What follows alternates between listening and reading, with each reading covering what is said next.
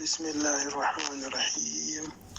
الحمد لله رب العالمين، والصلاة والسلام على إمام المرسلين وخاتم النبيين سيدنا حبيبنا محمد بن عبد الله وعلى آله وصحبه ومن والاه ودعا بدعوته إلى يوم الدين، وبعد.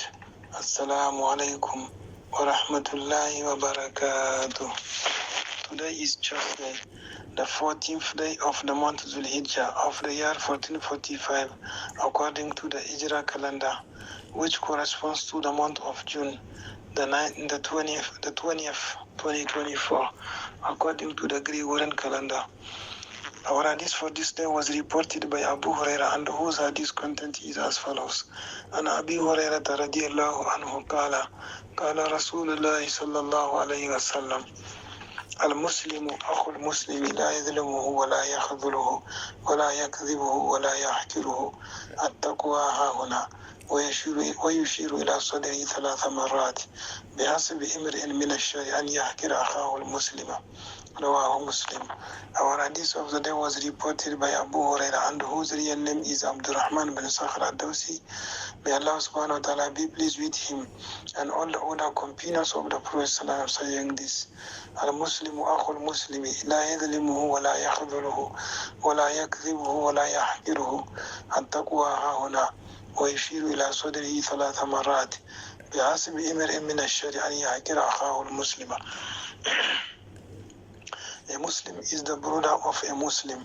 He does not oppress him, does not let him down, does not lie to him, or despises him.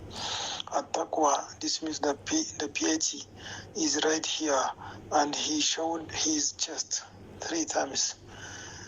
It is bad enough for a man to despise his Muslim brother. This is a brief translation of this hadith. May Allah subhanahu wa ta'ala make us understand more.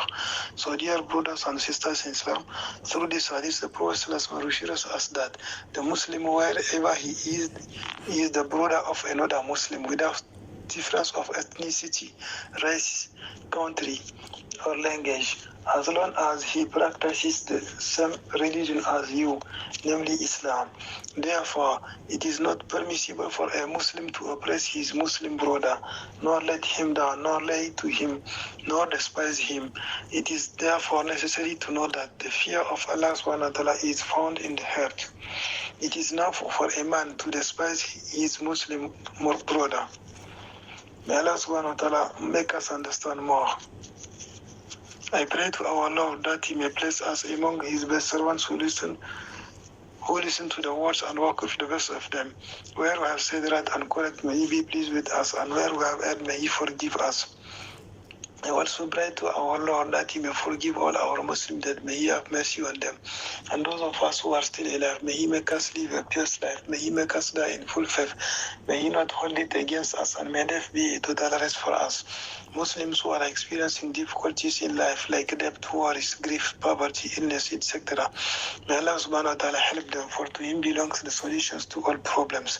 Finally, I pray to our Most High, most merciful Lord, to make us abide by the Sunnah of our most beloved Prophet ﷺ, to preserve us from heresy, this means bid'ah, and to grant us all our wishes in this world and hereafter with ease. سبحانك اللهم وبحمدك أشهد أن لا إله إلا أنت أستغفرك وأتوب إليك.